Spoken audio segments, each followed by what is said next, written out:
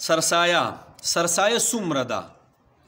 او بل زمونږ مسافر رونه به سرسایه څنګه ورکوي په کم اعتبار سره به ورکوي او سرسایه چاله پکار ده او کله پکار ده.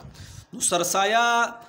130 روپۍ ده ښه پاکستان چې پیسې ورکوي نو 130 روپۍ ده پاکستان کې سرسایه. ښه دا خبره ختمه شوه. کم چې زمونږ مسافرونه سرسایه ورکوي دې نه ګوره ډېر خلک نه دی خبر ښه ډېر ته نه دی خبر ګورئ زمونږ مسافرونه چې سرسایه ورکوي نو هغه به د هغې ملک په اعتبار سره د نابالغه بچو سرسایه ورکوي. مولوي صاحب مثال لته پیش که پوه پې نه شو. مثال دا دی ګوره مثال کے طور پر یو کس په سعودي کې دی او د هغه بچي په پاکستان کې دي او په دې بچو کې نابالغه بچي دي نو دا پلار چې د دې بچو سرسایه ورکوي نو د سعودي په اعتبار سره به د دې نابالغه بچو سرسایه ورکوي. ښه دا نه چې په 130 کې بس به 130 روپۍ د ټولو بچو ورکه نه کم چې نابالغه بچي دي نو د هغوی سرسایه به د سعودي په اعتبار سره ورکوي یا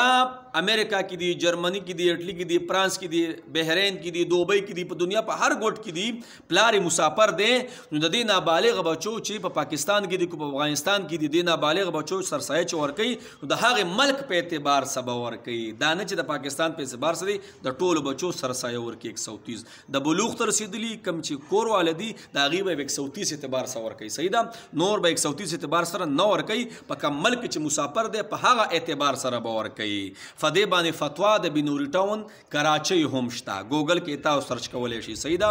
بل کم چې کراچۍ غټه مدرسه تقي عثماني صاحب دلی د هغې پې هم فتوا شته او شامي کې هم لیکلي دي. صحیح ده جی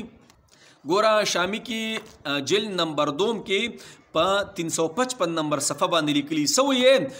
وفي الفطر مكان المؤدي عند محمد والاصح وان رؤوسهم تبع لراسه وقول مكان المؤدي اي لا مكان الراس الذي يؤدي عنه قوله هو الاصح بل صريح في النهايه والعنايه بانه ظاهر الروايه. پوه شوئ نور پسې هم شته نو شامي هم په دې باندې فتوا ده او دا فتوی چې ما تاسو ته کومې یادې کړې په دې باندې فتوا ده کو کم زمونږ کم مولوي صاحب نه تاسو تپوس کوئ او هغه تاسو دا بل شانتي دغه درکوي نو تاسو ته ووایه مولوي صاحب تاسو فتاوو سټډي کوئ په فتاوو کې دا هم راغلي دي نو په دې باندې باقاعده فتوا شته. اوس زموږ کم مسافرونه دي چې هغوی مو خو سرسایه دا بل شانتي ورکړې ده نو تاسو بجې چې څومره کلونه تاسو هلته سعودي کې یا تاسو څومره کلونه مسافرۍ کې تیر کړي دي او تاسو باندې اختر راغلی نو د هغې به تاسو اسټیمیټ ولګوئ غالب ګمان به وکړئ چې دومره خو ما نه پاتې شوي دي او دومره مې ورکړي نو د هغې به تاسو لږه لږه سرسایه ورکوئ کم چې تاسو نه پاتې شوي دي دا به ورکوئ په خبره تاسو پوه شئ که نه جي. مثال کے طور پر یو پلار دی هغه 10 کاله مسافري کړې ده او هغوی به ما خو 10 کاله د دې مناسبت سره پیسې ورکړي کم چې پاکستان کې نابالغه بچو نو هغه به 10 کاله جمع کړي چې څومره اخترې او رمضان مبارکونه بار راغلي هغه به د سیټ ته کې هغه مناسبت سره به بیا چې څومره ادایګي پې پاتې هغه به بیا ورکوي لږې لږې به لږې لږې دی ورکوي خو ورکوي به پوه شوې په خبره دا خبره خو ختمه شوه. اوس سرسایه چاله ورکول پکار دي نو ګوره چې کم غریب په چا باندې زکات کېږي هغې سرسایه کول پکار دي. رور خپلې خور له هم ورکولی شي خور خپلې رور له هم ورکولی شي داسې خپل ورارګانو له ترو زامنو له ټولو له ورکولی شي. صحیح ده بچی خپل پلار له نشي ورکولی خپل مور له نشي ورکولی ښځه خپل خاوند له خاوند خپلې ښځې له نشي ورکولی دا پکې نشته دا اصولو ته وایي بهر کې تاسو په دغې نه پوهېږئ خو هغه زه نه چېړم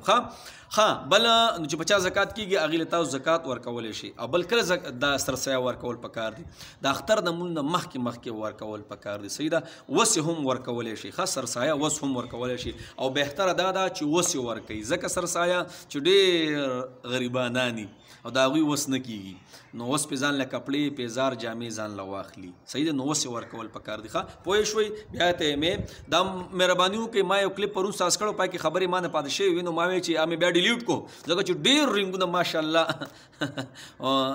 ډېر تپوسونه شروع شوي نو ما هغه ډیلیټ کړم ما چې دا ټول تاسو ته په یو ویډیو کې ساز کړم نو مهرباني وکړئ دا ویډیو به شیر کوئ ځکه چې د مسافرو کوم سرسایه دې باره کې خو ډېرو ملګرو ته پته نشته فتاوی مې ته باقاعده خو دغه تاسو هم په ګوګل سرچ کولی شئ ټول نه مخکې 130 روپۍ سرسایه ده. مسافر چې په کم وطن کې دی